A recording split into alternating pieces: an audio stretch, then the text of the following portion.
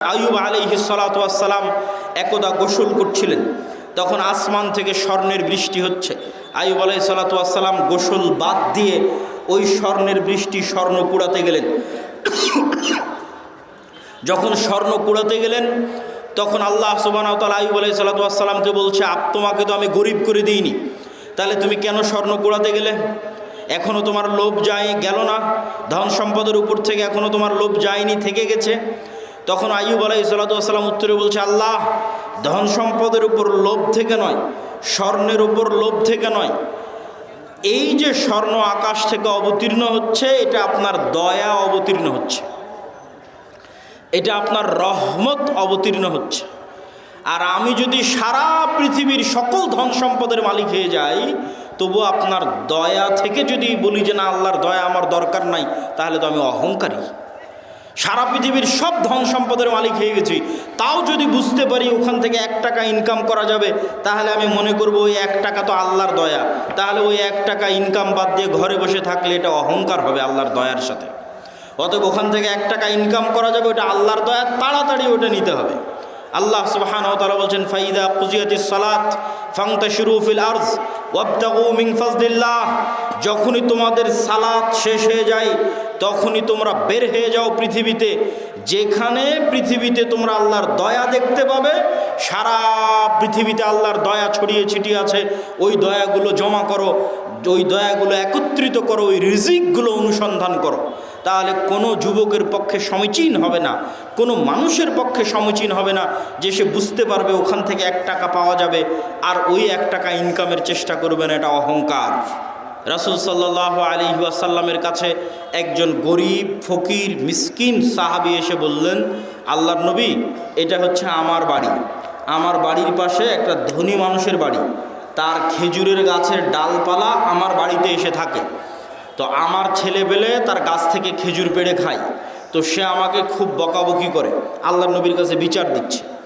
আল্লাহর নবী বললেন, ওই ধনী ব্যক্তিকে তুমি জান্নাতে একটা খেজুর গাছের বিনিময়ে এই খেজুর গাছটাই গরিবকে দিয়ে দাও, তোমার তো অনেক খেজুর গাছ আছে, জান্নাতে একটা খেজুর গাছের বিনিময়ে খেজুর গাছটা গরিবকে দিয়ে দাও।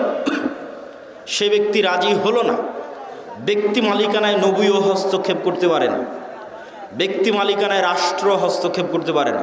নবীর কথা সাহাবী শুনতেছে না, জান্নাতে একটা খেজুর গাছের বিনিময়ে খেজুর গাছ দিতে বলছে, দেয়নি। তো আবু দাহদা নামে একজন সাহাবী এই ঘটনা শুনতে পেয়েছে।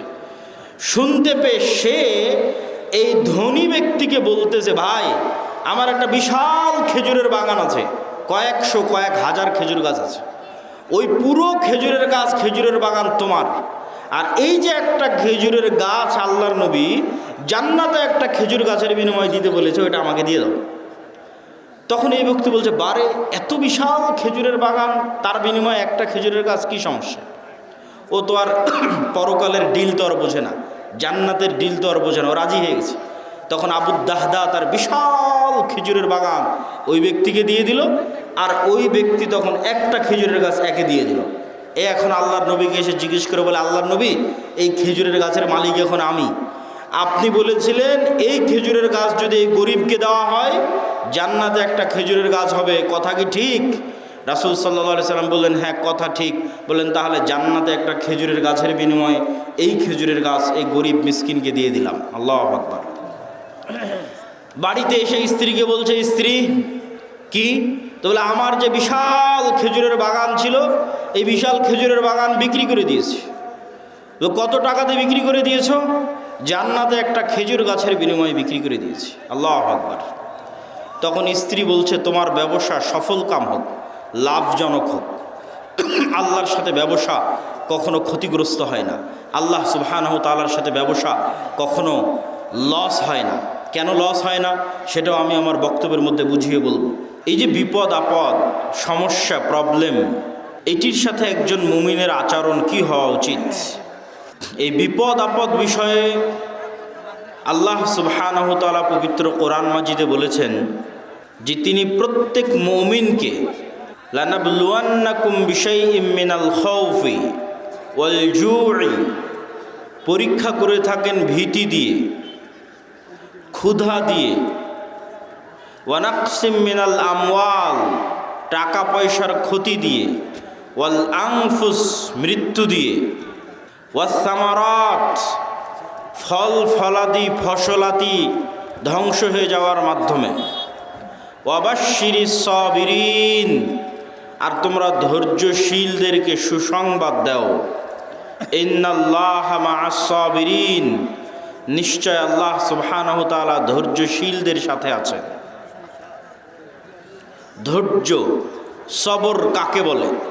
গ্রামে গাইবান্ধা রংপুরে মুরগিকে টোপা দিয়ে যে ঘিরে রাখা হয়, এই টোপা দিয়ে ঘিরে রাখাকে আরবিতে বলা হয় সবর। সাধারণত কোনো মুরগি যখন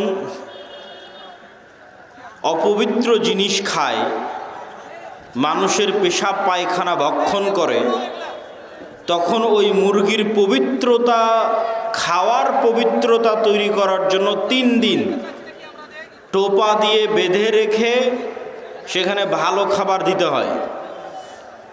সেই ভালো খাবার খেতে খেতে মুরগির শরীর পবিত্র হলে আবার সেটিকে জবাই করে হালাল খাদ্য হিসেবে খাওয়া যাবে। আপনারা দিনী ভাইয়েরা যারা আছেন তারা কিন্তু জায়গা পাবেন, জায়গা অনেক পড়ে আছে, আশেপাশে পিছনে অনেক জায়গা পড়ে আছে। একটু সরে সরে বসলেই কিন্তু আপনারা দেখতে পান। যদিও আজকে ক্যামেরা প্রয়োজনের তুলনায় বেশি, এই কথাই ঠিক, তারপরও একটু আমরা ধৈর্য ধরি। আল্লাহ সুবহানাহু ওয়া তাআলা সবর, ধৈর্যের বর্ণনা দিচ্ছেন এবং তিনি ঘোষণা করছেন তিনি মুমিনদেরকে বিপদ দেন, ক্ষুধার বিপদ দেন, ভয়ের বিপদ দেন, টাকা পয়সার বিপদ দেন, ফসলাদি ধ্বংস হয়ে যাওয়ার বিপদ দেন, এমনকি জীবন পর্যন্ত নিয়ে নেন। আল্লাযীনা ইযা আসাবাতহুম মুসিবাহ ক্বালু ইন্না লিল্লাহি ওয়া ইন্না ইলাইহি রাজিউন। যখন কেউ বিপদগ্রস্ত হয় তখন বিপদগ্রস্ত ব্যক্তি যেন বলে ইন্না লিল্লাহ ওয়া ইন্না ইলাইহি রাজিউন। এই একটা বাক্যের অর্থ যদি আপনার ভিতরে ঢুকে যায় তাহলে বিপদ আপনার কাছে বিপদ মনে হবে না। এই বাক্যের অর্থ কি? ইন্না লিল্লাহ, আমি আল্লাহর। আমি আল্লাহর মানে আমার নিজের শরীরের কোনো কিছুর মালিকানা আমার নিজের নয়। আমার চোখ আমার কথায় চলে না, আমার কান আমার কথা শোনে না, আমার শরীর আমার কথা শোনে না। আমি শরীরকে বলবো যে আজকে আমি হাফ কেজি মিষ্টি খাবো, তবুও তুমি সুগার লেভেল বাড়াবা না, আমার এ আদেশ শরীর শুনবে না। শরীরকে আল্লাহ যেভাবে তৈরি করেছে তাতে যেভাবে মিষ্টি দিলে রক্তে যেভাবে সুগার বাড়ার কথা ওটাই হবে, আমার আদেশে কমবেও না বাড়বেও না। এভাবে পুরো শরীরের সকল কার্যক্রম একটাও আমার নির্দেশে চলে না। যেভাবে আল্লাহ সুবহানাহু ওয়া তাআলা তৈরি করেছেন সেভাবেই চলে। তাহলে আমার নিজের নাফস, নিজের রূহ, নিজের শরীরের মালিক আমি নই। এটার মালিক কে? আল্লাহ সুবহানাহু ওয়া তাআলা। যদি আমি আমার নিজেরই মালিক না হই তাহলে আমার টাকা পয়সার মালিক আমি কিভাবে হলাম? আমার ছেলে মেয়ে সন্তান সন্ততির মালিক আমি কিভাবে হলাম? আমার বাড়ি গাড়ির মালিক আমি কিভাবে হলাম? তাহলে আমার নিজের মালিক যখন আমি নই তাহলে আমার পকেটে থাকা টাকা পয়সা, আমার নিজের জমি, আমার বাড়ি, আমার গাড়ি, আমার ছেলে মেয়ে, এগুলো একটারও মালিক আমি নই। আরও স্পষ্ট করে বললে আল্লাহ চাইলে তো এখন আমাকেই তুলে নিয়ে যেতে পারেন, যেহেতু আমি নিজের মালিক নই, আমি আল্লাহর অধীনস্থ, আল্লাহ আমার মালিক, তো আল্লাহ চাইলে আমাকেই তুলে নিয়ে যেতে পারেন, এটাই আমি বাধা দিতে পারবো না। সেখানে আল্লাহ যদি আমার ছেলেকে উঠিয়ে নিয়ে যায় তো আমি কি বাধা দিব? সেখানে যদি আমার টাকা হারিয়ে যায় আমি কি বাধা দিব? সেখানে যদি আমার গাড়ি অ্যাক্সিডেন্ট করে আমি কি বাধা দিব? সম্ভব নয়। তো আল্লাহ সুবহানাহু তাআলা মানুষকে এই বাক্যের মাধ্যমে ইন্না লিল্লাহি ওয়া ইন্না ইলাইহি রাজিউন এই বাক্যের মাধ্যমে বুঝাচ্ছেন যে বিপদে পড়লে এই বাক্য উচ্চারণ করতে হবে। তার প্রথম কথা হচ্ছে তুমি নিজেই নিজের মালিক নও, অতএব তোমার সব কিছুর মালিক আল্লাহ, তুমি সহ। 2 নাম্বার ওয়া ইন্না ইলাইহি রাজিউন, তুমি মনে করছো যে আজকে আমার গাড়িটা নষ্ট হয়ে গেল, কি আফসোস। মনে করছো আমার টাকাটা হারিয়ে গেল, কি আফসোস। মনে করছো আমার মোবাইলটা হারিয়ে গেল, কি আফসোস। মনে করছো আমার ছেলে মারা গেল, কি আফসোস। তাহলে জেনে রাখো একদিন তুমিও মারা যাবা, জেনে রাখো একদিন তুমিও হারিয়ে যাবা, জেনে রাখো একদিন তুমিও ফেরত যাবা। ওয়া ইন্না ইলাইহি রাজিউন। তাহলে এখানে হতাশা, আফসোস এবং দুঃখের কিছু নাই। কেন তোমার সময়ই তো ক্ষণস্থায়ী, তুমিই চলে যেতে পারতে, তুমিই হারিয়ে যেতে পারতে, তুমিই নষ্ট হয়ে যেতে পারতে। এর এটা তোমার ভাগ্যে আছে। ওয়া ইন্না ইলাইহি রাজিউন, যেতে হবে তোমাকে। অতএব তোমার সাথে যেটি ঘটুক সেটি একটাও তোমার সাথে, তোমার নিজস্ব কোনো জিনিসের সাথে ঘটেনি, বরং আল্লাহ সুবহানাহু তাআলার দেওয়া জিনিসের সাথে ঘটেছে। ওয়া মিম্মা রাযাকনাহুম ইউনফিকুন। আল্লাহ যখন মানুষকে টাকা পয়সার কথা বলেছেন তখনও বলেছেন যে এই টাকা পয়সা আমি দিয়েছি, এই রিজিক তোমরা উপার্জন করনি, আমি দিয়েছি। সবর, সবর ধৈর্য ধারণ করা কি জিনিস বলছিলাম। মুরগি যখন টোপা দিয়ে ঘিরে রাখা হয় এটাকে বলা হয় সবর, আটকে রাখা। আরবিতে আটকে রাখা মানে যখন আপনি গুনাহ থেকে নিজেকে আটকে রাখেন তখন সবর, যখন আপনি নেকির উপর নিজেকে ধরে রাখেন তখন সবর। যেমন আজকে এখানে বক্তব্য শুনে মনে মনে বললেন আজ থেকে 5 ওয়াক্ত সালাত আদায় করব, একদিনও আদায় করতে পারলেন না, তাহলে আপনার সবর নাই। মনে করলেন আজ থেকে গান শুনবো না, 7 দিন শোনা বন্ধ রাখার পর আর ধরে রাখতে পারলেন না, তার মানে সবর নাই। নিজেকে কোনো কিছুর উপর ধরে রাখা, ঠিক মুরগিকে যেমন টোপা দিয়ে আটকে রাখা হয়েছে, বেঁধে রাখা হয়েছে, ধরে রাখা হয়েছে, এরকম যে আমি প্রতিদিন সূরা ইখলাস পড়ব, কোরআন পড়ব, এটার উপর নিজেকে ধরে রাখা, ধরে রাখতে পারতেছি, একদিনও মিস যাচ্ছে না, এটা সবর। আমি গান শুনতে চাই না, শুনবো না, এটার উপর নিজেকে কতদিন ধরে রাখতে পারতেছি, এটা সবর। এই জন্য মানুষের সকল নেক আমলের মূল রহস্য হচ্ছে সবর। এই জন্য আল্লাহ সুবহানাহু তাআলা পবিত্র কোরআন মাজিদে বারবার সবরের দার্স এবং সবরের উদাহরণ এবং বিপদ আপদের কথা উল্লেখ করেছেন। ওয়াতাওয়াসাউ বিল হাক্কি ওয়াতাওয়াসাউ বিস সবর। তোমরা পরস্পরকে সত্যের দিকে দাওয়াত দাও, পরস্পরকে ধৈর্যের দিকে দাওয়াত দাও।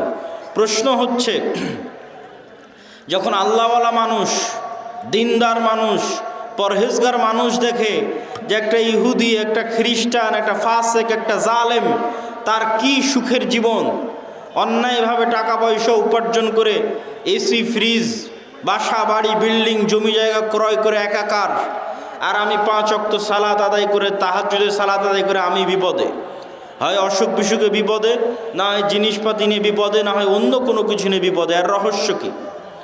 রাসূলুল্লাহ সাল্লাল্লাহু আলাইহি ওয়াসাল্লাম বলেন, আল্লাহ সুবহানাহু তাআলা যাকে সবচেয়ে বেশি ভালোবাসেন তাদেরকে সবচেয়ে বেশি পরীক্ষায় ফেলেন।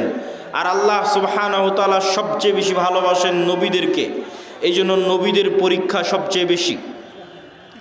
2 জন নবীর সাথে যদি আপনি আপনাকে মিলান, তাহলে আপনার কোনো বিপদ, পৃথিবীর কোনো বিপদ আর আপনার কাছে বিপদ মনে হবে না যদি শুধু 2 জন নবীর সাথে আপনি আপনাকে মিলান। তার একজন নবী ইউসুফ আলাইহিস সালাতু ওয়াস সালাম, আর একজন নবী মুহাম্মদ সাল্লাল্লাহু আলাইহি ওয়াসাল্লাম। ইউসুফ আলাইহিস সালাতু ওয়াস সালাম নিজে নবী, তার পিতা ইয়াকুব আলাইহিস সালাতু ওয়াস সালাম নবী, তার দাদা ইসহাক আলাইহিস সালাতু ওয়াস সালাম নবী, তার পরদাদা ইব্রাহিম আলাইহিস সালাতু ওয়াস সালাম নবী। তাহলে এতগুলো নবীর সন্তান হওয়ার পরেও, এত তাকওয়াবান পরহেজগার হওয়ার পরেও তিনি ভাইদের ষড়যন্ত্রে কুয়ায় নিক্ষিপ্ত হচ্ছেন অসহায় অবস্থায়। কি অপরাধ, কোন পাপের শাস্তি যে ইউসুফকে কুয়ায় নিক্ষিপ্ত হতে হবে? কুয়া থেকে উদ্ধার হয়ে বাজারে বিক্রি হয়ে যাচ্ছেন, কি অপরাধ, কোন পাপের শাস্তি যে ইউসুফকে আজ বাজারে বিক্রি হতে হবে নবীর সন্তান হওয়ার পরেও? শুধু কি বাজারে বিক্রি, মানুষের বাড়িতে কৃতদাস হিসেবে, কাজের লোক হিসেবে কাজ করে খাচ্ছেন। অথচ নবী, তার পিতা নবী জীবিত আছে, তার পিতা তার জন্য দোয়া করতেছে। কোন পাপের অপরাধ, কোন পাপের শাস্তিতে ইউসুফ আলাইহিস সালাতু ওয়াস সালাম মানুষের বাড়িতে কাজ করে খাচ্ছেন? ইউসুফ আলাইহিস সালাতু ওয়াস সালাম মানুষের বাড়িতে কাজ করছেন, ঠিক আছে, তারপরে মিথ্যা অপবাদ তার উপর আরোপিত হলো। মিথ্যা অপবাদ আরোপিত হওয়ার পর জেলখানায় গেলেন। জেলখানায় বিনা অপরাধে বিনা বিচারে জেল খাটলেন 7 বছর। এরকম কোনো একটা মানুষের জীবনে এই ঘটনাগুলো একত্রিত হওয়া, যে আপনি নিজেকে নিজের সাথে তুলনা করে দেখেন যে আপনার ভাইয়েরা আপনার বিরুদ্ধে ষড়যন্ত্র করে ছোটোবেলাতে আপনাকে হত্যা করতে চেয়েছে, এরকম আপনার সাথে হয়েছে কিনা। 2 নম্বর, আপনি মানুষের বাড়িতে কৃতদাস হিসেবে কাজ করেছেন কিনা, আপনি মানুষের বাড়ির কাজের লোক কিনা। 3 নম্বর, আপনার উপর মিথ্যা অপবাদ দেওয়া হয়েছে কিনা। 4 নম্বর, আপনি বিনা অপরাধে বিনা বিচারে 7 বছরের বেশি জেল খেটেছেন কিনা। একসাথে এতগুলো ঘটনা আপনার জীবনে ঘটেছে কিনা। নবী নাম্বার 2 মুহাম্মদ সাল্লাল্লাহু আলাইহি ওয়াসাল্লাম। মুহাম্মদ সাল্লাল্লাহু আলাইহি ওয়াসাল্লাম দাওয়াতি জীবনে কি বাধা বিপত্তির সম্মুখীন হয়েছে সেটা তো আমরা বহু শুনেছি, কিন্তু ব্যক্তিগত জীবনে তিনি এতিম অবস্থায় পৃথিবীতে এসেছেন এবং অল্প কিছুদিন পরেই তার মাও দুনিয়া থেকে বিদায় নিয়েছে। এমন কেউ যার সাথে রাসূল সাল্লাল্লাহু আলাইহি ওয়াসাল্লামের জীবনে যা ঘটেছে তা হুবহু ঘটবে বা তার কাছাকাছি ঘটবে এরকম মানুষ পৃথিবীতে খুঁজে পাওয়া কঠিন। সেটা কি এক, যে আপনার পিতা ছোটোবেলায় মারা গেছে, আপনার মাও ছোটোবেলায় মারা গেছে, আপনি পিতা মাতার আদর স্নেহ ছাড়াই বড় হয়েছেন, সবগুলো আপনার জীবনে মিলে কিনা দেখেন। কারো কারো জীবনে মিলতে পারে একটা, যে হ্যাঁ বাপ মারা গেছে কিন্তু মা বেঁচে ছিল। কারো জীবনে মিলতে পারে মা মরে গেছে বাপ বেঁচে ছিল। খুব কম মানুষের জীবনে মিলবে যে না আমার মাও ছোটোবেলায় মরে গেছে বাপও মরে গেছে, খুব কম। তাও যদি মিলে তাহলে ঠিক আছে। আপনি তারপরে দাদা মারা গেল, তারপরে হচ্ছে আপনি যে স্ত্রীকে বিবাহ করেছেন, যে স্ত্রী আপনার সবচেয়ে আদরের, সবচেয়ে বিশ্বস্ত, সবচেয়ে কাছের, সেই স্ত্রী আপনার জীবদ্দশায় মারা গেল। শুধু কি স্ত্রী, আল্লাহ সুবহানাহু ওয়া তাআলা আপনাকে যতগুলো সন্তান দিয়েছিলেন প্রত্যেক সন্তানকে আপনি নিজে হাতে কবরে ঢুকিয়ে আসতেছেন। শুধু তাই নয়, ছোটোবেলায় মারা যাওয়া সন্তান নয়, বড় হওয়া বিবাহিত সন্তান, বড় হওয়া বিবাহিত 2 কন্যাকে রাসূল সাল্লাল্লাহু আলাইহি ওয়াসাল্লাম নিজে হাতে কবরে দিয়েছেন। ছোট ছোট ছেলেকে তো কবরে দিয়েছেন। শুধু ফাতেমা ছাড়া রাসূল সাল্লাল্লাহু আলাইহি ওয়াসাল্লামের আর কোনো সন্তান জীবিত থাকেনি। তাহলে আপনি কল্পনা করেন, একই সাথে ছোটোবেলায় আপনার পিতা মাতা মারা গেছে, একই সাথে আপনার স্ত্রী মারা গেছে, একই সাথে আপনার সব ছেলে মেয়ে মারা গেছে, তাদেরকে আপনি কবরে দিয়েছেন। এই রকম একই সাথে এতগুলো ঘটনা আপনার জীবনে ঘটবে, মিলবে, এটা খুব কঠিন, অসম্ভব। তাহলে নবী হওয়ার পর রাসূল সাল্লাল্লাহু আলাইহি ওয়াসাল্লাম কোন পাপের শাস্তিতে, কোন অপরাধের শাস্তিতে এতগুলো ব্যক্তিগত জীবনের বিপদের মুখোমুখি হচ্ছেন, দাওয়াতি জীবনের নয়। দাওয়াতি জীবনের ঘটনা তো আরও লম্বা। শিয়াবে আবি তালেবে যখন তার চাচাকে সহ 3 বছর যখন ঘিরে রাখা হলো, গৃহবন্দী রাখা হলো, যখন খাবারের কোনো কিছু ছিল না, যখন তায়েফের ময়দানে মারা হলো, আঘাত করা হলো, যখন বদর উহুদে হত্যা করার চেষ্টা করা হলো, যখন মক্কায় হত্যার চেষ্টা হলো, অসংখ্য দাওয়াতি জীবনে বাধা রাসূল সাল্লাল্লাহু আলাইহি ওয়াসাল্লামের, সেগুলোতে আমরা গেলাম না। সম্মানিত উপস্থিতি, শুধু এই 2 নবীর জীবনের সাথে যদি আপনি আপনার নিজের জীবনকে মিলান, তাহলে আপনার জীবনে আর কোনো কষ্ট, কোনো দুঃখ, কোনো বিপদ, কোনো সমস্যা আর বিপদ আর দুঃখ আর কষ্ট বলে মনে হবে না। আসলেই আল্লাহ সুবহানাহু ওয়া তাআলা যাদেরকে ভালোবাসেন তাদেরকে আল্লাহ সুবহানাহু ওয়া তাআলা পরীক্ষা করতে চান। কেন পরীক্ষা করতে চান?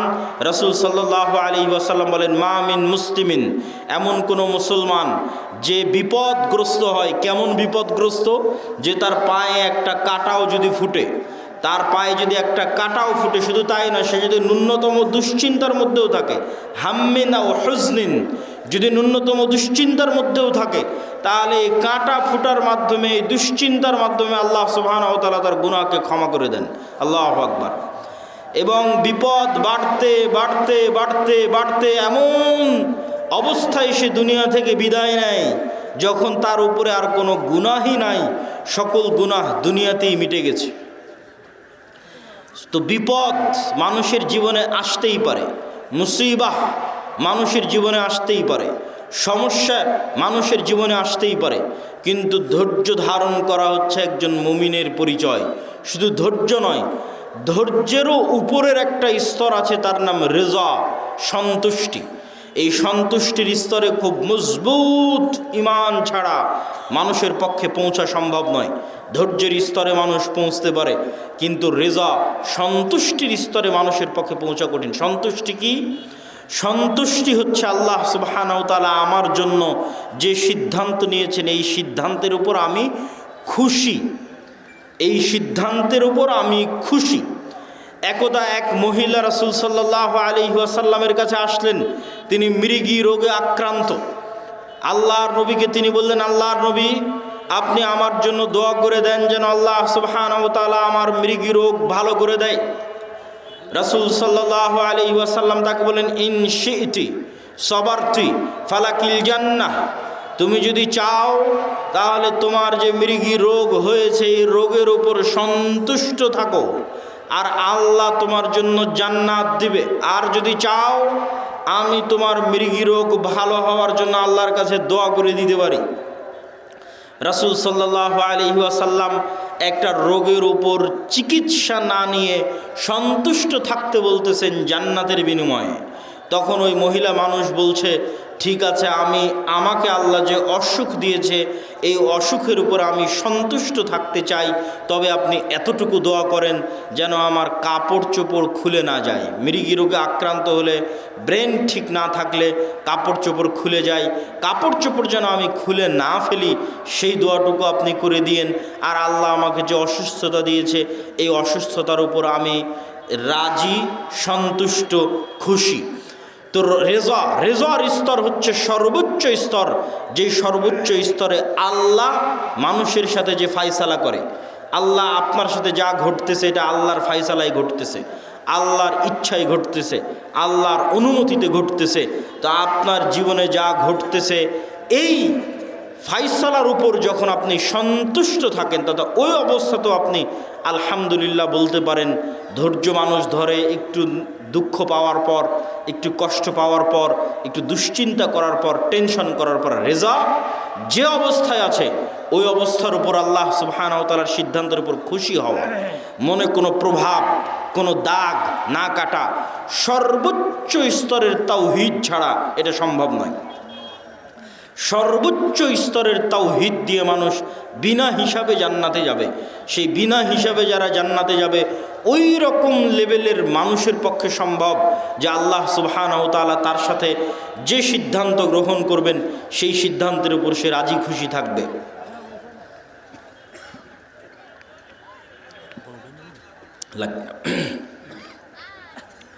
তো আমরা আলোচনার শুরুতেই, যদিও আজকে আমার আলোচনার মূল বক্তব্যের বিষয়বস্তু মুসলিম উম্মার অধঃপতন এবং সে অধঃপতন থেকে মুক্তির উপায়। তবে পরিবেশ পরিস্থিতির পরিপ্রেক্ষিতে আলোচনার শুরুটা করলাম বিপদ এবং ধৈর্য ধারণ দিয়ে, এবং বিপদের উদাহরণে ইউসুফ আলাইহিসসালাতু ওয়াসসালাম এবং মুহাম্মদ সাল্লাল্লাহু আলাইহি ওয়াসাল্লাম এবং আরেকজন নবী আইয়ুব আলাইহিসসালাতু ওয়াসসালাম, তাদের উদাহরণ পৃথিবীতে চিরস্মরণীয়। শুধু তাই নয়, আরেকটি হাদিস রাসূল সাল্লাল্লাহু আলাইহি ওয়াসাল্লামের শুনে এই পয়েন্ট আমরা শেষ করব। রাসূল সাল্লাল্লাহু আলাইহি ওয়াসাল্লাম বলছেন, আল্লাহ সুবহানাহু ওয়া তাআলা যাকে ভালোবাসেন তাকে দুনিয়া দেন, বিষয়টা এমন নয়। তথা দুনিয়া দেওয়া ভালোবাসার প্রমাণ নয়, বরং আল্লাহ সুবহানাহু ওয়া তাআলা যাকে ভালোবাসেন তাকে তার আনুগত্য করার তৌফিক দেন।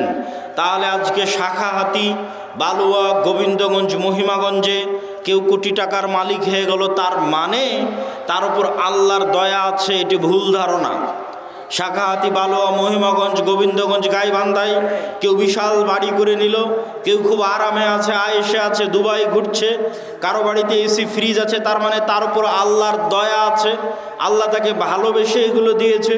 এটা ভুল ধারণা। ভালোবাসা বুঝতে হলে কি দেখতে হবে? আল্লাহ তাকে আনুগত্য করার তৌফিক দেয় কিনা। সকালে যখন ফজরের আজান দিবে তখন জানালা খুলে দেখবেন যে একদল মানুষ, অল্প সংখ্যক মানুষ গুটি গুটি পায়ে মসজিদের দিকে এগিয়ে যাচ্ছে। ওই যে ফজরের সালাত যাকে আল্লাহ জামাতে পড়ার তৌফিক দিয়েছে ওই মানুষকে আল্লাহ ভালোবাসে, বলেন আল্লাহু আকবার। আর আল্লাহ সুবহানাহু ওয়া তাআলা আপনাকে ভালোবাসেন কিনা, আপনাকে যে শাস্তি দিচ্ছেন এটা আপনি কি দিয়ে বুঝবেন? দেখবেন আপনি গুনাহে লিপ্ত আছেন, এটাই শাস্তি।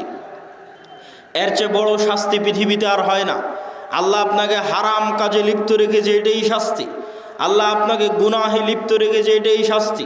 পৃথিবীর নিকৃষ্ট থেকে নিকৃষ্ট কাজ আপনার হাত দিয়ে হচ্ছে, এটাই শাস্তি। আপনি আল্লাহর রহমতের দরজা থেকে বিতাড়িত, আল্লাহর রহমতের দুয়ার থেকে বিতাড়িত, এটাই শাস্তি। অতএব দুনিয়া পাওয়ার উপর নির্ভর করে না যে মানুষকে আল্লাহ সুবহানাহু ওয়া তাআলা ভালোবাসেন কিনা, বরং দুনিয়াতে আল্লাহ তাকে আল্লাহর আনুগত্যের তৌফিক দিচ্ছে কিনা, এইটা দিয়ে সে বুঝতে পারবে যে হ্যাঁ, আল্লাহ আমাকে 5 ওয়াক্ত নামাজ পড়ার সুযোগ দিচ্ছে, তার মানে আল্লাহর দয়া আমার উপর আছে। আর 5 ওয়াক্ত নামাজ এত চেষ্টা করি তাও পড়তে পারি না, তাহলে আল্লাহর দয়া আসলে নাই। এত চেষ্টা করি কোরআন পড়তে পারি না, তাহলে আল্লাহর দয়া আমার সাথে নাই। কোনো একটা সমস্যা আছে যে কারণে আমি আল্লাহর দয়া পাচ্ছি না। আল্লাহর দয়া পাওয়ার আলামতই হচ্ছে আমি 5 ওয়াক্ত সালাত আদায় করতে পারছি, আমি কোরআন তেলাওয়াত করতে পারছি, এটাই আল্লাহর দয়া পাওয়ার আলামত। আর আল্লাহ সুবহানাহু ওয়া তাআলা আপনাকে ভালোবাসেন কিনা সেটা বোঝা যাবে স্থায়ী ঠিকানা পরকাল, যেটা বহু বক্তব্যে বলেছি, ঈমান বিল গায়বে ইয়াকিন। দুনিয়ার সকল কিছুর বিনিময়ে মানুষ পরকালের মাঠে বাঁচতে চাইবে যে আল্লাহ সুবহানাহু ওয়া তাআলা তাকে পরকালে মুক্তি দিক, কিন্তু তারপরেও পরকালে তার জন্য মুক্তি কঠিন হয়ে দাঁড়াবে দুনিয়ার সকল সম্পদের বিনিময়ে হলেও। তাহলে ওই সম্পদ, ওই ধন দৌলত আপনি দুনিয়াতে আঁকড়ে ধরে থাকবেন, এইটা দিয়ে আপনি পরকালে মুক্তি পাবেন না। বরং আপনাকে এই ধন সম্পদ, এই ধন দৌলত দান করে কিয়ামতের মাঠে ধনী অবস্থায় উঠতে হবে, কিয়ামতের মাঠে কোটিপতি অবস্থায় উঠতে হবে, কিয়ামতের মাঠে কোটি কোটি টাকা আপনার হাতে থাকতে হবে, যেন কিয়ামতের মাঠে বিপদে পড়লে আপনি বাঁচতে পারেন। তো কিয়ামতের মাঠে কোটি কোটি টাকা কিভাবে থাকবে? নতুন করে কিয়ামতের মাঠে ব্যবসা বাণিজ্য করার সুযোগ নাই। যা ব্যবসা বাণিজ্য দুনিয়াতেই করে, দুনিয়াতেই সেই টাকা আল্লাহর অ্যাকাউন্টে জমা দিয়ে কিয়ামতের মাঠে কোটিপতি অবস্থায় উঠতে হবে। তাহলে দুনিয়ার কেস কোর্ট কাচারি মামলা মোকদ্দমায় যেমন টাকার জরিমানা দিয়ে বাঁচা যায়, কিয়ামতের মাঠে আল্লাহর দরবারে যে মামলা মোকদ্দমা হবে যে আল্লাহ 5 ওয়াক্ত সালাত ঠিকমতো আদায় করতে পারিনি, গুনাহ অনেক করে ফেলেছি, ক্ষমা করে দাও, নাহলে জান্নাত যেতে পারবো না, আল্লাহর দয়ার মুখাপেক্ষী। কিন্তু দুটো ইবাদত এমন আছে যে দুটো ইবাদতে আপনি নিশ্চিত চ্যালেঞ্জ দিয়ে বলতে পারবেন হ্যাঁ জান্নাত আমার হয়েছে, হবে, যাবো ইনশাআল্লাহ। সেই দুটো ইবাদতের একটা হচ্ছে আল্লাহর রাস্তায় জিহাদ করে জীবন দিয়ে দেওয়া, নিজের নাফস যেটা আল্লাহ আপনাকে দিয়েছে, যেটা আপনার সবচেয়ে প্রিয় সম্পদ, ওইটা হাতে করে নিয়ে আল্লাহর রাস্তায় জিহাদে বের হলেন, যুদ্ধ করে শহীদ হয়ে গেলেন, আল্লাহর রাস্তায় জীবন দিয়ে দিলেন। এই শহীদের রক্তের ফোঁটা মাটিতে পড়ার আগে ওর কত গুনাহ আছে, আর ওর কত ইবাদতে কমতি আছে, আর কত কি আছে, সব কিছু আল্লাহ সুবহানাহু ওয়া তাআলা ক্ষমা করে দিবে। এবং সে তার কাছে জান্নাত বিক্রি হয়ে গেছে তার নাফসের বিনিময়ে। আর একজনের কাছে জান্নাত বিক্রি হয়ে যাবে, সে হচ্ছে যে টাকা দিয়ে জান্নাত কিনতে পারবে। টাকা দিয়ে কেমনে জান্নাত কিনবে? দুনিয়াতেই অসংখ্য ইবাদতের কমতির আপনি পূরণ দিতে পারবেন টাকা দিয়ে, দুনিয়াতে আপনি অসংখ্য গুনাহের কাফফারা দিতে পারবেন টাকা দিয়ে। হজ করতে গেছেন, জামারায় পাথর নিক্ষেপ মিস হয়ে গেছে, কোনো একটা ইবাদতে কমতি চলে এসেছে হজের মধ্যে, আপনাকে মুআল্লিম বলবে টাকা দেন, টাকা দিয়ে খাসি দুম্বা কিনি, আপনার নামে দম দিলে ইবাদতের এই কমতিটা পূরণ হয়ে যাবে। দুনিয়াতেই টাকা দিয়ে ইবাদতের কমতি পূরণ হচ্ছে। রমজান মাস আসতেছে, দিনের বেলায় স্ত্রীর সাথে সাংসারিক জীবনে গেছেন, কবিরা গুনাহ করে ফেলেছেন, আল্লাহ বলছেন গোলাম আজাদ করো, গোলাম আজাদ করতে টাকা লাগবে, গোলাম আজাদ করার টাকা নাই, 60 জন মিসকিনকে খাওয়াও, 60 জন মিসকিনকে খাওয়াতে টাকা লাগবে। তাহলে দুনিয়াতেই টাকা দিয়ে আপনার গুনাহের কাফফারা হয়ে যাচ্ছে, ইবাদতের কমতির ব্যাকআপ হয়ে যাচ্ছে। তাহলে আপনি যত ইবাদতের কমতি আপনার আছে, যত গুনাহ আপনার আছে, আর যত পাওনাদার মানুষ আছে, সবগুলো ব্যাকআপ দেওয়া যাবে কিয়ামতের মাঠে যদি আপনি কোটিপতি হন। টাকা দিয়ে ব্যাকআপ দেওয়া যাবে, কিন্তু সেই টাকা দুনিয়াতেই অর্জন করে এখানে বসে থেকেই পরকালের অ্যাকাউন্টে, আল্লাহ সুবহানাহু ওয়া তাআলার অ্যাকাউন্টে জমা করে যেতে হবে। মুসলমানদের সবচেয়ে বড় হতাশার জায়গা হচ্ছে মুসলমানেরা অর্থনীতি, টাকা পয়সাকে গুরুত্ব কম দেয়। হ্যাঁ, আগের আলোচনা, বিপদ আপদের আলোচনায় এটি আমরা স্পষ্ট করেছি যে কেউ টাকার মালিক হবে মানেই সে দয়াপ্রাপ্ত, বিষয়টা এমন নয়। কে দয়াপ্রাপ্ত? যাকে আল্লাহ তার ইবাদতের সুযোগ দেয়। তাহলে দুটোই যদি মিলে যায়, তাহলে ওর চেয়ে বড় দয়াপ্রাপ্ত আর কে? এটাই রাসূল সাল্লাল্লাহু আলাইহি ওয়াসাল্লাম বলেছেন যে 2 শ্রেণীর মানুষের সাথে তোমরা ঈর্ষা করতে পারবা, যেই 2 শ্রেণীর এক শ্রেণী হচ্ছে এত ব্যতিক্রম যে সাধারণত এই দুটো একসাথে মিলে না, একত্রিত হয় না। সেটা কি? যাকে আল্লাহ টাকারও মালিক করেছে, কোটি কোটি টাকার মালিক করেছে, খুব ব্যতিক্রম যে কোটি কোটি টাকার মালিক দুবাই গিয়ে মদের বারে, জুয়ার বারে আড্ডা না দিয়ে, নারী মদ জুয়া নিয়ে ফুর্তি না করে ওর কোটি কোটি টাকা আল্লাহর রাস্তায় দান করবে। এই দুইটা মিলে যাওয়া, হবে কোটি কোটি টাকার মালিক, আবার সেই কোটি কোটি টাকা ব্যয় করবে আল্লাহর রাস্তায়, এই তৌফিক পাওয়া, এটা পৃথিবীর সবচেয়ে ব্যতিক্রম মানুষ, যাদেরকে আল্লাহ স্পেশাল ভালোবাসে, দাউদ আর সুলাইমানের মতো, যে কোটি কোটি টাকার মালিক কিন্তু সেই কোটি কোটি টাকা আল্লাহর নাফরমানিতে ব্যয় হয় না, আল্লাহর আনুগত্যে ব্যয় হয়। তাহলে নিশ্চিত জেনে রাখেন ওর উপর আল্লাহর দয়া আছে, ওর উপর আল্লাহর খাস রহমত আছে, বিশেষ রহমত আছে, যে কোটি টাকার মালিক আবার সেই টাকা আল্লাহর রাস্তায় ব্যয় করার তৌফিক পেয়েছে, দাউদ আর সুলাইমান আলাইহিমাস সালাতু ওয়াস সালামের মতো। সম্মানিত উপস্থিতি, টাকা পয়সার গুরুত্ব যেমন দুনিয়াতে আছে, টাকা পয়সার গুরুত্ব তেমন পরকালে আছে।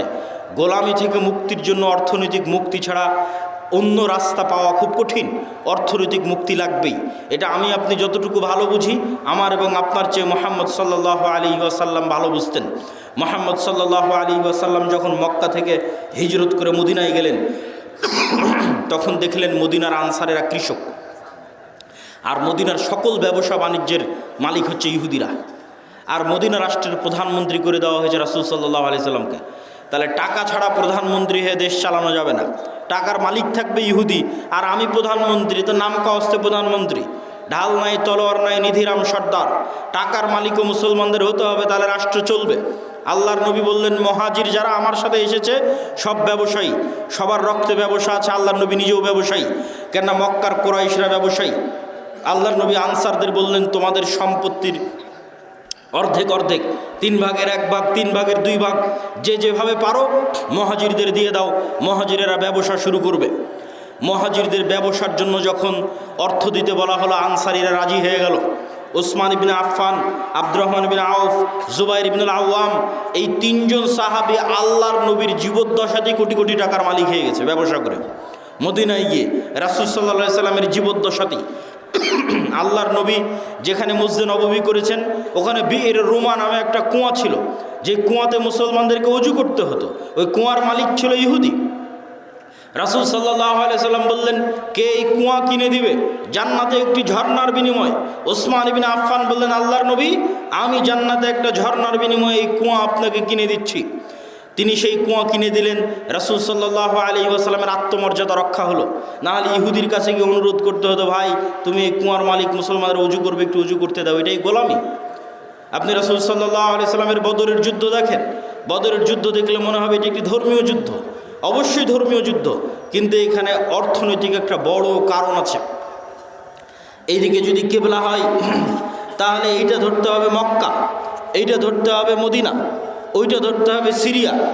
এই সমুদ্রের পাশ দিয়ে ব্যবসায়িক বিজনেস রুট, আল্লাহর নবী যখন মদিনায় গেছে, মদিনায় গিয়ে ব্যবসায়িক রুট বন্ধ করে দিয়েছে। আবু সুফিয়ান আটকা পড়ে গেছে, মক্কায় ফিরে আসতে পারে না। তখন দূত মারফত আবু জাহালকে বলে পাঠিয়েছে যে মুহাম্মদ সাল্লাল্লাহু আলাইহি ওয়াসাল্লামের সাহাবীরা বিজনেস রুট বন্ধ করে দিয়েছে, তাড়াতাড়ি এসে আমাদের উদ্ধার করো। তখন আবু জাহাল মক্কা থেকে 1000 সেনাবাহিনী নিয়ে রওনা দিয়ে বদরে গিয়ে যুদ্ধ করেছে। বদর মদিনা থেকে 300 কিলোমিটার দূরে সমুদ্রের দিকে, যে সমুদ্র হচ্ছে ব্যবসায়িক রাস্তা। তাহলে ব্যবসায়িক রাস্তা পরিষ্কার করতে আবু জাহাল আবু সুফিয়ানকে যুদ্ধ করতে হয়েছে, কেননা তারা আতঙ্কিত হয়ে গেছিল। আজকে মুহাম্মদ সাল্লাল্লাহু আলাইহি ওয়াসাল্লামের মদিনায় যাওয়া 1 সপ্তাহ হয়নি, 10 দিন হয়নি, তাতে আমাদের ব্যবসায়িক রাস্তা বন্ধ। যদি মদিনা আরও শক্তিশালী হয়, আমরা মক্কার মানুষ কি করে খাবো? সিরিয়াতে তো আমাদের ব্যবসার রাস্তা বন্ধ হয়ে যাবে। তাহলে বদরের যুদ্ধ দেখতে মনে হলেও ধর্মীয় যুদ্ধ, তার পিছনে অর্থনৈতিক বড় একটা কারণ আছে। রাসূল সাল্লাল্লাহু আলাইহি ওয়াসাল্লাম খুব ভালোভাবে জানতেন টাকার প্রয়োজন আছে। অর্থনৈতিক মুক্তির মাধ্যমে গোলামি থেকে মুক্তি হয়। আর আমাদেরকে গোলাম বানিয়ে রাখার জন্যই সুদি যে প্রথা, এই সুদি প্রথা হচ্ছে আমাদেরকে গোলাম বানিয়ে রাখার একটা অন্যতম মাধ্যম, একটা অন্যতম উপায়। সম্মানিত উপস্থিতি, আমরা আলোচনা করছিলাম যে অর্থনৈতিক ইবাদত, বিপদ আপদের সাথে সম্পৃক্ত রেখে আমরা অর্থনৈতিক ইবাদতের আলোচনার মধ্যে ঢুকেছি।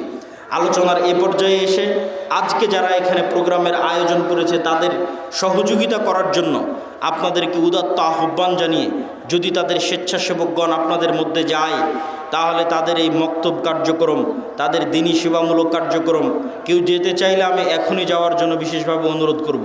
যদি তারা যায় তাহলে আপনারা অবশ্যই একটা ঘটনা শুনেন এবং সেই ঘটনার সাথে সাথে দানও করতে থাকেন।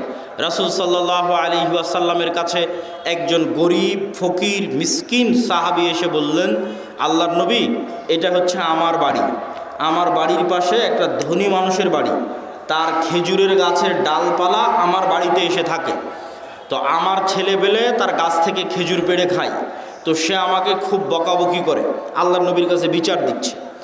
আল্লাহর নবী বললেন, ওই ধনী ব্যক্তিকে তুমি জান্নাতে একটা খেজুর গাছের বিনিময়ে এই খেজুর গাছটাই গরিবকে দিয়ে দাও, তোমার তো অনেক খেজুর গাছ আছে, জান্নাতে একটা খেজুর গাছের বিনিময়ে খেজুর গাছটা গরিবকে দিয়ে দাও।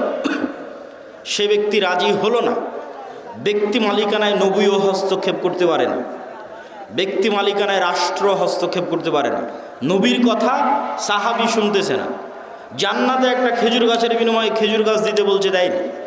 তো আবু দাহদা নামে একজন সাহাবী এই ঘটনা শুনতে পেয়েছে।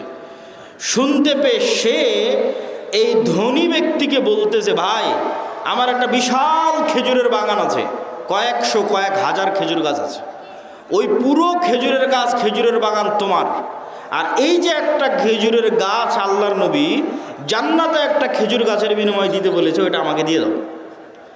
তখন এই ব্যক্তি বলছে, বারে, এত বিশাল খেজুরের বাগান, তার বিনিময়ে একটা খেজুরের গাছ, কি সমস্যা? ও তো আর পরকালের ডিল তো আর বোঝে না, জান্নাতের ডিল তো আর বোঝে না, ও রাজি হয়ে গেছে। তখন আবু দাহদা তার বিশাল খেজুরের বাগান ওই ব্যক্তিকে দিয়ে দিল, আর ওই ব্যক্তি তখন একটা খেজুরের গাছ একে দিয়ে দিল।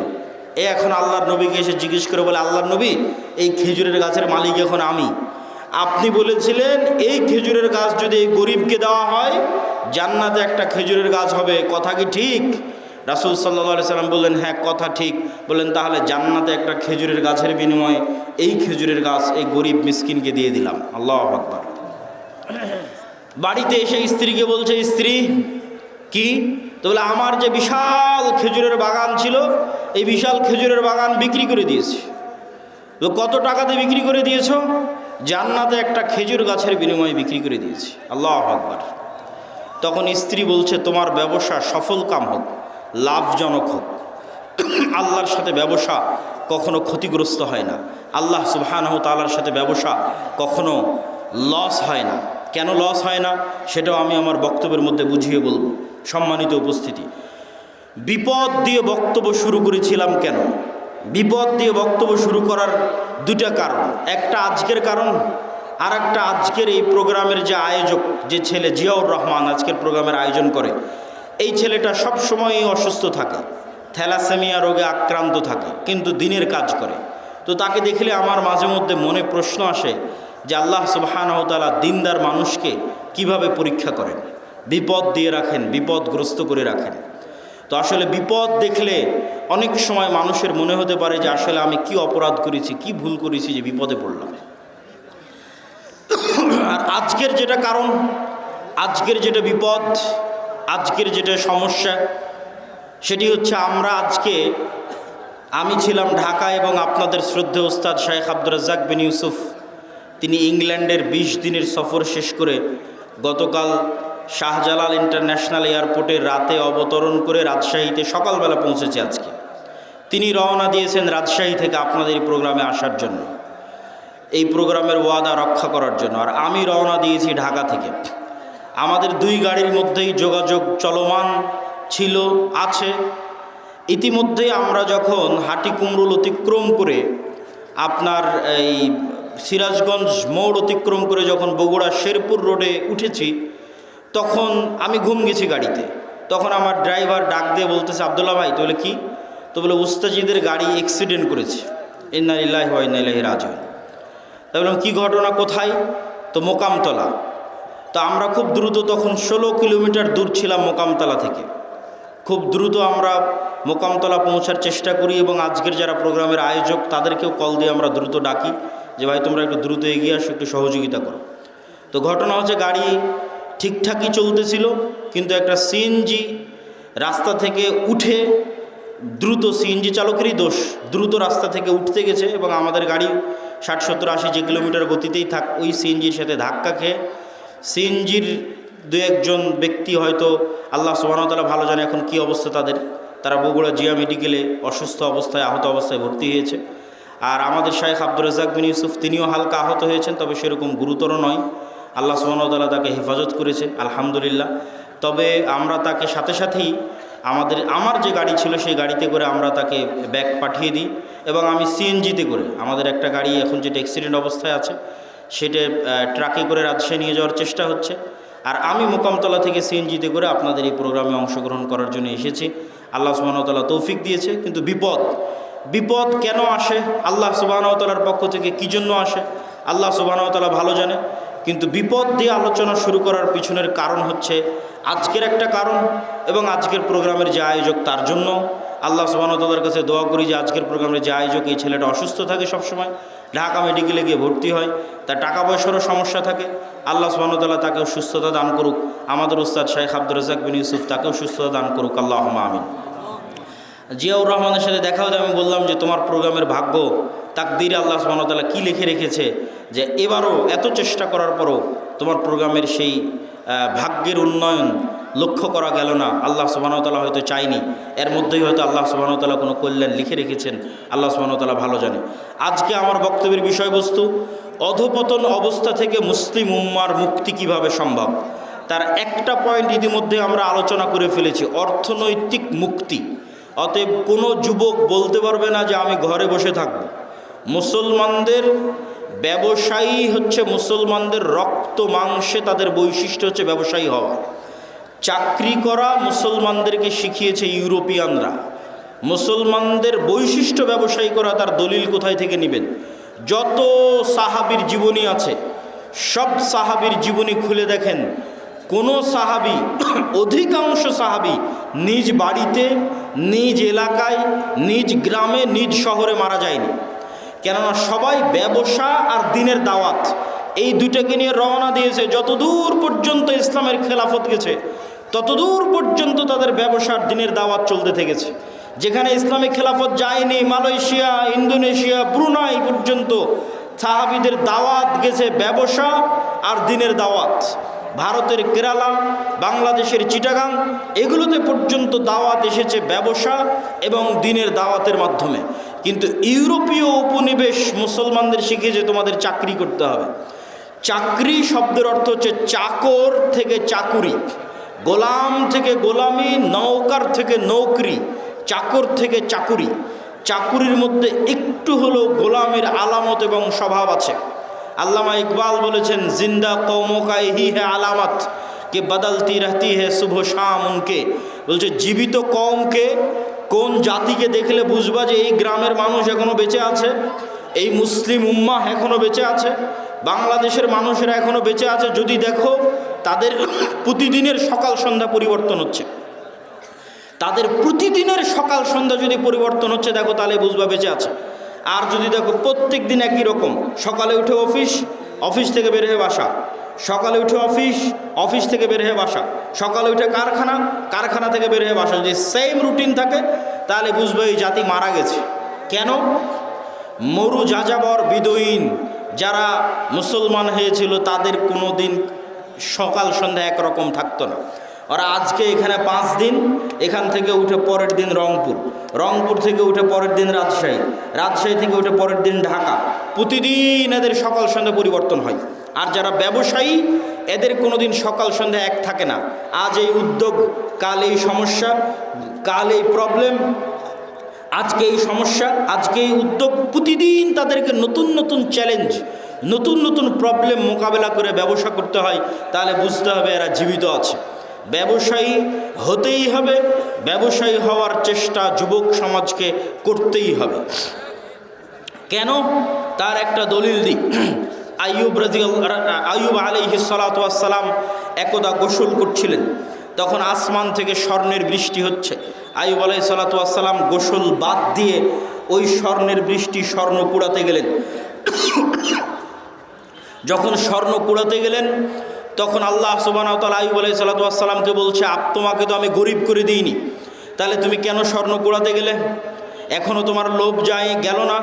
ধন সম্পদের উপর থেকে এখনও তোমার লোভ যায়নি, থেকে গেছে?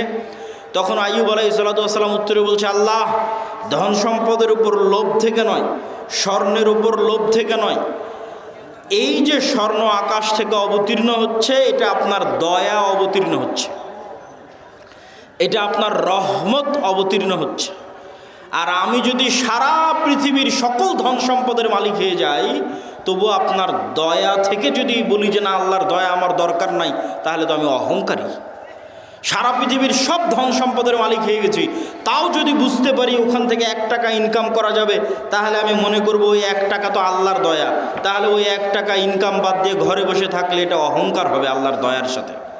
অতএব ওখান থেকে 1 টাকা ইনকাম করা যাবে, ওটা আল্লাহর দয়া, তাড়াতাড়ি ওটা নিতে হবে। আল্লাহ সুবহানাহু ওয়া তাআলা বলেন, ফাইদা কুজিয়াতিস সালাত ফান্তাশিরু ফিল আরজ ওয়াবতাগু মিন ফাজলিল্লাহ। যখনই তোমাদের সালাত শেষ হয়ে যায়, তখনই তোমরা বের হয়ে যাও পৃথিবীতে। যেখানে পৃথিবীতে তোমরা আল্লাহর দয়া দেখতে পাবে, সারা পৃথিবীতে আল্লাহর দয়া ছড়িয়ে ছিটিয়ে আছে, ওই দয়াগুলো জমা করো, ওই দয়াগুলো একত্রিত করো, ওই রিজিকগুলো অনুসন্ধান করো। তাহলে কোনো যুবকের পক্ষে সমীচীন হবে না, কোনো মানুষের পক্ষে সমীচীন হবে না যে সে বুঝতে পারবে ওখান থেকে 1 টাকা পাওয়া যাবে আর ওই 1 টাকা ইনকামের চেষ্টা করবে না, এটা অহংকার। বক্তব্যের এই পয়েন্ট আর একটা কথা বলে শেষ করে নতুন পয়েন্টের দিকে এগিয়ে যাই। ধনী কিভাবে হবেন? আমি ইসলামিক ফাইন্যান্সের ছাত্র হিসেবে আজকে আপনাদের গাইবান্ধার মানুষকে একটা পরামর্শ দিয়ে যাই। ধনী হওয়ার উপায় কি? 1 নাম্বার, ধনী হওয়ার পৃথিবীতে কোনো শর্টকাট রাস্তা নাই। প্রত্যেক শর্টকাট রাস্তা হারাম। প্রত্যেক যে এসে আপনাকে বলবে যে এখানে এটা করো, এতদিনের মধ্যে তুমি এত টাকার মালিক হয়ে যাবে, নিশ্চিত জেনে থাকবেন এটা হারাম। পৃথিবীতে ধনী হওয়ার কোনো শর্টকাট রাস্তা নাই, প্রত্যেক শর্টকাট রাস্তা জুয়া। তাহলে ধনী হওয়ার রাস্তা কি? ধনী হওয়ার রাস্তা হচ্ছে কম্পাউন্ড পদ্ধতিতে ধনী হওয়া। সেটা কি? আজকে আপনাদের উপস্থিত জনসমাজকে বললাম আমার এক হাতে আছে 50 লক্ষ টাকা, আর এক হাতে আছে 1 টাকা। আপনারা কে 50 লক্ষ নিতে চান, কে 1 টাকা নিতে চান? তবে শর্ত কি জানেন? এই 50 লক্ষ টাকা থেকে 1 টাকাও বাড়বে না, আর এই 1 টাকা থেকে প্রতিদিন এই 1 টাকাটা দ্বিগুণ হবে। আজ 1 টাকা তো কাল 2 টাকা, 2 টাকা তো পরের দিন 4 টাকা, 4 টাকা তো পরের দিন 8 টাকা, 8 টাকা তো পরের দিন 16 টাকা। কতদিন দ্বিগুণ হবে? 30 দিন। তা আপনারা এখানে বসে থেকেও যদি এখন ক্যালকুলেশন করেন, আপনার মনে হবে আরে বাড়তে তো 8 টাকা, 8 টাকা থেকে 16 টাকার কতই বাড়বে, 16 টাকা থেকে 32 টাকা, তার চেয়ে ভালো এই 50 লক্ষ টাকা এটা নিয়ে নিয়ে। আপনি তাহলে ধনী হতে পারবেন না। আপনি এখনও ব্যবসা বুঝেন না, আপনি এখনও জুয়ার মধ্যে আছেন। মনে করতেছেন ব্যবসা মানে মনে হয় জুয়া, যে একটা গেম খেলে নিলাম একবারে ধনী হয়ে গেলাম। এখান থেকে উঠে গিয়ে হিসাব করবেন যে এই 1 টাকা দ্বিগুণ হতে হতে 30তম দিনে কত হবে? 1 কোটি টাকার বেশি হবে। ক্যালকুলেটরে অথবা মোবাইলে বক্তব্যের শেষে হিসাব করবেন যে 1 টাকা থেকে 2 টাকা, 2 টাকা থেকে 4 টাকা, 4 টাকা 8 টাকা, 8 টাকা থেকে 16 টাকা দ্বিগুণ হতে হতে 30তম দিনে কত হয়? 30তম দিনে 1 কোটি টাকার বেশি হয়ে যাবে। তাহলে ধীর স্থিরভাবে টাকা বাড়তে থাকবে। এটা হলো ধনী হওয়ার রাস্তা। ধনী হওয়ার 2 নম্বর রাস্তা, ধরেন আপনাকে 50 লক্ষ টাকা দিয়ে দিলাম, যে যাও তোমাকে 50 লক্ষ টাকা দিয়ে দিচ্ছি। এখন তুমি ধনী হবা কি না এটা নির্ভর করছে তোমার মেন্টালিটির উপর, মানসিকতার উপর। কে ধনী হবে 50 লক্ষ টাকা নিয়ে, কে ধনী হবে না বুঝেন। যে 50 লক্ষ টাকা নিয়ে গিয়ে চিন্তা করবে আরে 50 লক্ষ টাকা পেয়েছি, তাহলে 50 লক্ষ টাকা থেকে একটা গাড়ি কিনি, মোটর সাইকেল কিনি, তারপরে একটা গাড়ি কিনি 20 লাখ টাকা দিয়ে, বাড়ি করি 30 লাখ টাকা দিয়ে। আর কি করা যায়? একটা এসি কিনি, একটা ফ্রিজ কিনি, আর কি একটা টিভি কিনি। এই ব্যক্তি এই 50 লক্ষ টাকা প্রত্যেক ওই জায়গাতে খরচ করেছে যেখান থেকে আরও খরচ বাড়বে। মোটর সাইকেল কিনেছে, মোটর সাইকেলের তেলে খরচ আছে। গাড়ি কিনেছে, এই যে গাড়ি আজকে আমাদের অ্যাক্সিডেন্ট হলো, গাড়িতে খরচ বাড়বে। গাড়ির গাড়ির টায়ার নষ্ট হবে, চাকা নষ্ট হবে, ওটা নতুন করে কিনতে হবে। প্রতিদিন মোবাইল লাগবে, মোবাইল দিতে হবে। ও যে এসি ফ্রিজ কিনেছে, ওখানে কারেন্ট বিল আসবে, বিদ্যুৎ বিল আসবে। মোবাইল কিনেছে, ইন্টারনেট কিনেছে, ওয়াইফাই কিনেছে, ইন্টারনেটের বিল আসবে। তাহলে এই টাকা প্রত্যেক ওই জায়গাতে ব্যবহার করলো যেখান থেকে আরও খরচ বাড়লো। এই জীবনে কোনো দিন ধনী হতে পারবে না। এর ধনী হওয়ার রাস্তা ফুল স্টপ হয়ে গেছে। এই যদি প্রবাস থেকে কোটি টাকা ইনকাম করে নিয়ে আসে তাও ধনী হবে না, গার্মেন্টসে কাজ করে ইনকাম করে তাও ধনী হবে না, আপনারা যদি মাঠে জমিতে কাজ করে টাকা জমা করেন তাও ধনী হবেন না। শেষ ধনী হওয়ার রাস্তা। ধনী কে হবে? 1 টাকা ইনকাম করেছে, 10 টাকা ইনকাম করেছে, ইনকাম করার পর যে চিন্তা করতে পারবে যে আমার গায়ের জামাটা ছিঁড়া আছে, ছিঁড়াই থাক, আমার পায়ের স্যান্ডেলটা ছিঁড়া আছে, ছিঁড়াই থাক, আমার বাড়ি মাটির আছে, মাটিরই থাক, আগে 10 টাকা এমন জায়গায় ব্যয় করি যেখান থেকে আর 1 টাকা ইনকাম হবে, যেখান থেকে আর 1 টাকা ইনকাম বের হয়ে আসবে, ওই জায়গাতে আগে ব্যয় করি এই 10 টাকা। এই ব্যক্তি ধনী হয়ে যাবে। সময় লাগবে, 30 বছর সময় লাগবে, কিন্তু এই যে কম্পাউন্ড ওয়েতে আস্তে আস্তে বাড়তে বাড়তে শেষের দিকে গিয়ে কোটিপতি হয়ে যাবে দ্রুত। শেষে গিয়ে দ্রুত কোটিপতি হবে, শুরুতে অত দ্রুত হবে না, কিন্তু ওর পদ্ধতি ঠিক আছে। আর 10 টাকা ইনকাম করে বলবেন আজকে নতুন জামা লাগবে, 10 টাকা ইনকাম করে বলবে আজকে নতুন স্যান্ডেল লাগবে, আজকে এসি ফ্রিজ লাগবে, জীবনে ধনী হবে না। যে টাকা এমন জায়গায় ব্যয় করতে পারে যেখান থেকে আবার টাকা ইনকাম হওয়ার রাস্তা তৈরি হবে, এ ধনী হয়ে যাবে, আজকে যতই গরিব থাকুক। তাহলে মুসলমানদের ধনী হওয়া ছাড়া, অর্থনৈতিক মুক্তি ছাড়া গোলামি থেকে মুক্তির রাস্তা নাই। আজকের পুরো পৃথিবী টিকেই আছে ডলারের গোলামির উপর। ভেনেজুয়েলার প্রেসিডেন্টকে হাত পা বেঁধে তুলে নিয়ে যাওয়ার কারণ কি? টাকা, তেল। আজকে মুসলমানেরা মুক্তি পাচ্ছে না কেন? ডলার ভিত্তিক অর্থনীতির গোলাম। সব IMF, ওয়ার্ল্ড ব্যাংকের কাছ থেকে লোন নিয়ে রেখেছে। সারা পৃথিবীর সকল অর্থনীতির কন্ট্রোল ইহুদিদের হাতে। তাহলে মুসলমান বলবে আমি ঘুমাবো, বসে থাকবো, ফ্রি ফায়ার পাবজি খেলবো, ব্যবসা করবে না, টাকা পয়সা ইনকাম করবে না, মুক্তি হবে? এটা অসম্ভব। ব্যবসা করতে হবে, টাকা পয়সা ইনকাম করতে হবে। আল্লাহ সুবহানাহু ওয়া তাআলা কবুল করুক, আল্লাহুম্মা আমিন। গোলামি থেকে মুক্তির জন্য 2 নম্বর করণীয় ঈমান বিল গায়বে ইয়াকিন এবং সর্বোচ্চ তাওহীদে বিশ্বাস। আল্লামা ইকবাল লিখেছেন, ये दौर अपने बराहिम की तलाश में है। আজকের যুগে মুসলমানদের মুক্তির একটাই রাস্তা, আজকে মুসলমানদের মধ্যে একজন ইব্রাহিম আলাইহিস সালাম লাগবে। নাই, ইব্রাহিম আলাইহিস সালাম নাই মুসলমানদের মধ্যে। আল্লামা ইকবাল গবেষণা করে দেখেছে, অনুসন্ধান করে দেখেছে, মুসলমানদের মধ্যে সালাত আদায়কারী আছে, রোজাদার আছে, দানবীর আছে, ইব্রাহিম আলাইহিস সালামের মতো সর্বোচ্চ তাওহীদে বিশ্বাসী নাই। আপনারা আহলে হাদিস মানুষ মনে করছেন আমরা তো কবরে যাই না, আমরা তাবিজ কবজ ব্যবহার করি না, আমরা শিরক করি না, তাহলে আমাদেরও কিসের তাওহীদে কমতি আছে? সেটা কোথায়? ইব্রাহিম আলাইহিস সালাতু ওয়াস সালামের তাওহীদ মানে তার হৃদয় শুধু ওই কবর আর শিরক থেকে মুক্ত নয়, তার হৃদয় টাকার প্রভাব থেকে মুক্ত, নেশার প্রভাব থেকে মুক্ত, নারীর প্রভাব থেকে মুক্ত, ক্ষমতার প্রভাব থেকে মুক্ত। কোনো একটার প্রলোভন দেখিয়ে তাকে আল্লাহর আনুগত্য থেকে দূরে করা যাবে না। তুমি আহলে হাদিস হলে কি হবে? সালাফি হলে কি হবে? কবরে পূজা না দিলে কি হবে? তুমি তো বিড়িখোর, সিগারেটখোর, বিড়ি সিগারেটের নেশায় আছো। তাহলে তোমার ইলাহকে ওই বিড়ি সিগারেট। ইলাহাহু হাওয়া, যার নাফসকে সে নিজের ইলাহ বানিয়ে নিয়েছে। তুমি টাকার জন্য হালাল হারাম বাস বিচার না করেই টাকার জন্য পাগল, তাহলে তোমার ইলাহকে টাকা। তুমি ক্ষমতার জন্য বাস বিচার না করে মানুষ হত্যা করতে পারো, মিছিল মিটিং করতে পারো, মিথ্যা কথা বলতে পারো, তাহলে তোমার ইলাহকে ক্ষমতা। তাহলে যার অন্তরে হয় ক্ষমতার প্রভাব আছে, না হয় নারীর প্রভাব আছে, না হয় টাকার প্রভাব আছে, না হয় জুয়ার প্রভাব আছে, না হয় অন্য কোনো নেশার প্রভাব আছে, এ তাওহীদপন্থী নয়। এই ইব্রাহিম আলাইহিস সালাতু ওয়াস সালামের উত্তরসূরি নয়। যতই শিরকে আকবার না করুক, বড় শিরক না করুক, ইব্রাহিম আলাইহিস সালাম কে? যার হৃদয় শুধু ওটাই চায় যেটা আল্লাহ বলেছে, তার হৃদয় ওটাই ভালোবাসে যেটা আল্লাহ ভালোবাসে, তার হৃদয় ওটাই ঘৃণা করে যেটা আল্লাহ ঘৃণা করে। এটা এত সহজ নয়। আল্লাহ যেটা ঘৃণা করতে বলেছে ওটাকে আপনি শতভাগ ঘৃণা করবেন, আর আল্লাহ যেটা ভালোবাসতে বলেছে ওটাকে আপনি জান প্রাণ দিয়ে ভালোবাসবেন।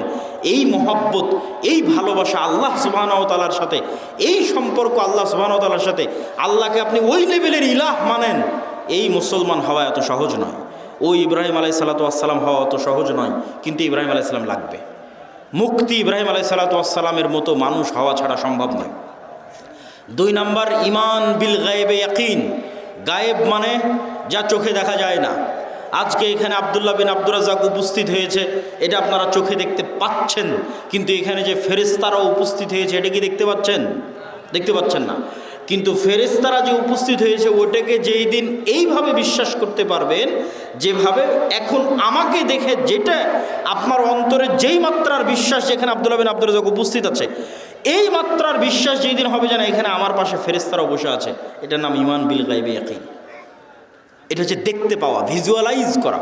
কবরকে আপনি দেখতে পাচ্ছেন, জান্নাতকে আপনি দেখতে পাচ্ছেন, জাহান্নামকে আপনি দেখতে পাচ্ছেন। আপনি কল্পনা করেন, আসহাবুল উখদুদের ঘটনা বলছিল তাওহীদ ভাই, ওমা নাকামু মিনহুম ইল্লা ইউমিনু বিল্লাহিল আজিজিল হামিদ, বলছে যে আগুনের মধ্যে ঢুকে যাচ্ছে। ঘটনা তো ভাই বলেছে, আমি শুধু লজিক বলি। ওদের বাড়ি আছে, ঘর আছে, বাড়ি ঘর রেখে সাক্ষাৎ আগুনের মধ্যে কিভাবে ঢুকে? একটা রাস্তা ছাড়া ওই আগুনের মধ্যে ঢুকার কোনো রাস্তা নাই। আপনি পারবো না। পারবো একটা শর্ত পূরণ করলে। সেটা কি? আসহাবুল উখদুদের ঈমান বিল গায়বে ইয়াকিন এত বেশি ছিল যে ওরা ওই আগুনের মধ্যে জান্নাত দেখতে পাচ্ছিল। ওরা আগুনে ঢোকেনি রে পাগলা, ওরা জান্নাতে ঢুকেছে। আল্লাহু আকবার। আপনি মনে করছেন আগুনে ঢুকেছে, কিন্তু ওরা তো আগুন দেখতেই পায়নি। ওরা ওই আগুনের জান্নাত দেখতে পেয়েছে। আমরা কিসে ঢুকছি? জান্নাতে ঢুকতেছি। জান্নাতকে এরকম ভিজুয়ালাইজ যতক্ষণ না করতে পারে ঢোকা সম্ভব নয়। আর ওরা যখন পেছন মুড়িয়ে নিজের বাড়ি ঘর দেখেছে তখন দেখতে পাচ্ছে। আপনি দেখছেন বাড়িতে এসি আছে, ফ্রিজ আছে, ঘর বাড়ি আছে, ছেলে মেয়ে আছে, কিন্তু ওরা যখন বাড়ির দিকে তাকিয়ে দেখেছে তখন দেখছে আর এখানে তো জাহান্নামের আগুন জ্বলছে।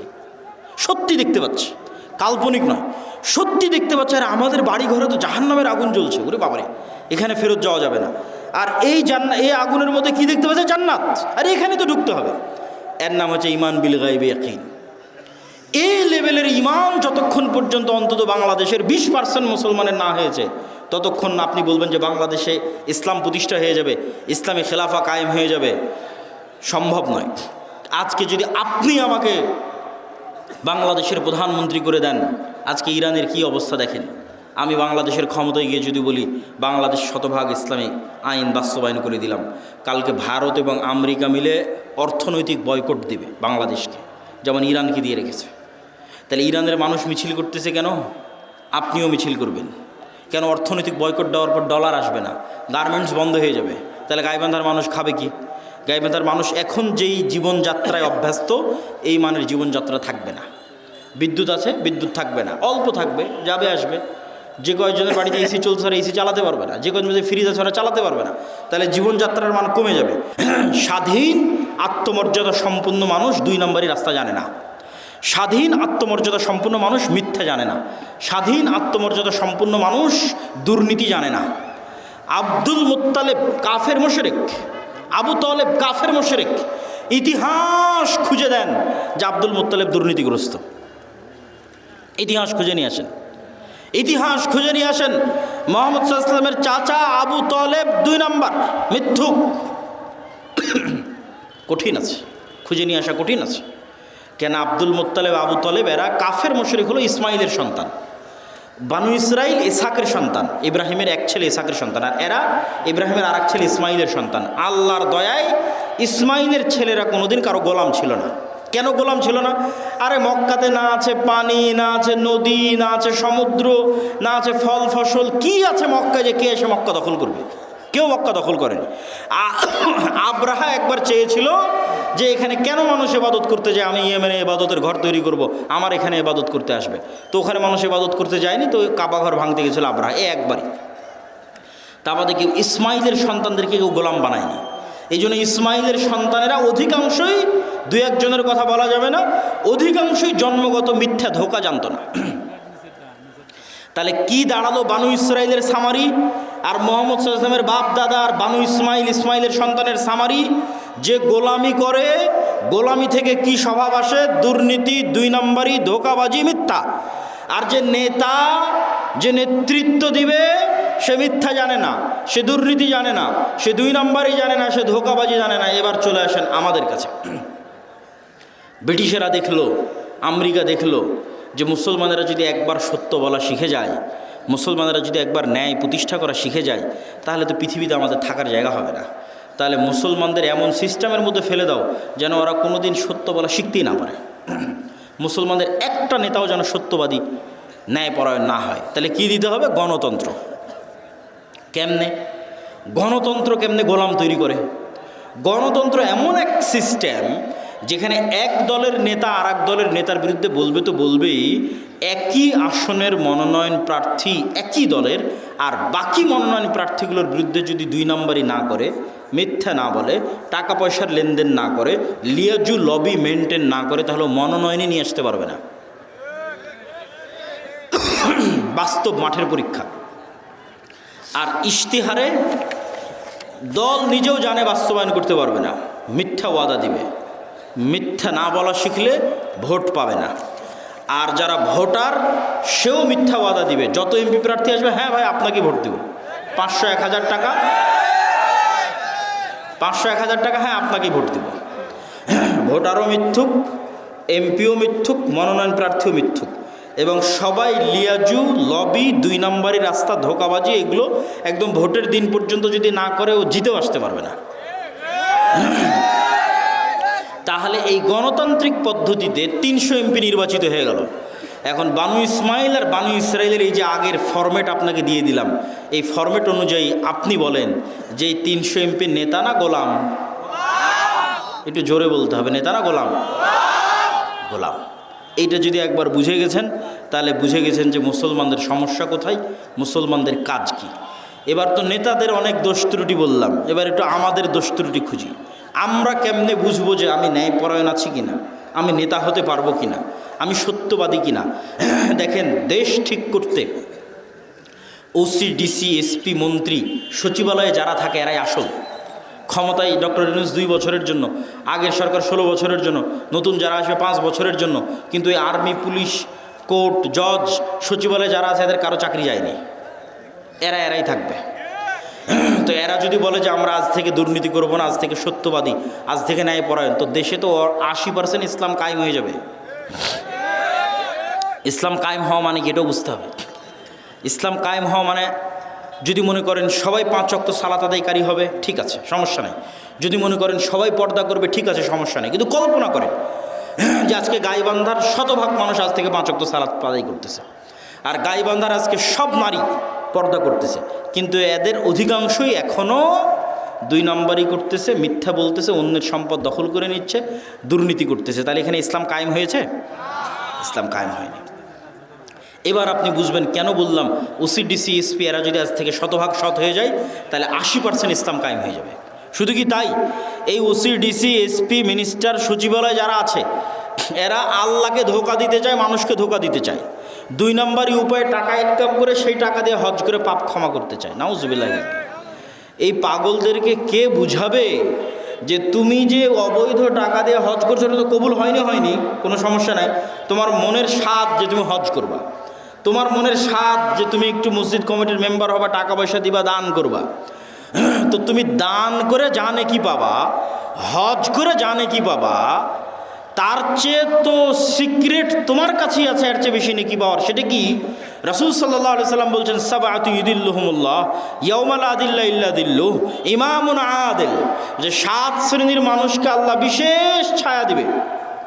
তার 1 নম্বরে তাহাজ্জুদ গুজারকে অতিক্রম করে 1 নম্বরে চলে গেছে, দানবীরকে অতিক্রম করে 1 নম্বরে চলে গেছে, যে ওসি তার পদে বসে কিন্তু চুল পরিমাণ অন্যায় করে না, মিথ্যা বলে না। আল্লাহু আকবার। যে ডিসি, যে এসপি, যে প্রিন্সিপাল তার পদে বসে কিন্তু চুল পরিমাণ অন্যায় করে না, মিথ্যা বলে না, এটা 1 নম্বরে চলে গেছে, ইমামুন আদিল। তাহলে তুমি অন্যায় উপায়ে সুদ ঘুষ নিয়ে টাকা ইনকাম করে হজ দান করতে চাচ্ছ, এটা তো চরম বোকামি। তুমি যেখানে দায়িত্ব পালন করছো ওখানে সত্যবাদিতা, ন্যায়ের সাথে দায়িত্ব পালন করো, ওটাই ইবাদত। এবার আপনাদেরকে বলি, আপনি আপনার একটা উদাহরণ, আপনার বোনকে আপনার পিতার সম্পত্তিতে ন্যায়ের সাথে সম্পত্তি বুঝিয়ে দিয়েছেন কিনা? যদি হ্যাঁ হয় তাহলে আপনার নেতা হওয়ার সম্ভাবনা আছে, যদি না হয় তাহলে আপনার মধ্যে বানু ইসরাইলের গোলামির স্বভাব বিরাজ করতেছে, আপনি গোলাম, আপনার পরবর্তী 14 প্রজন্ম গোলাম।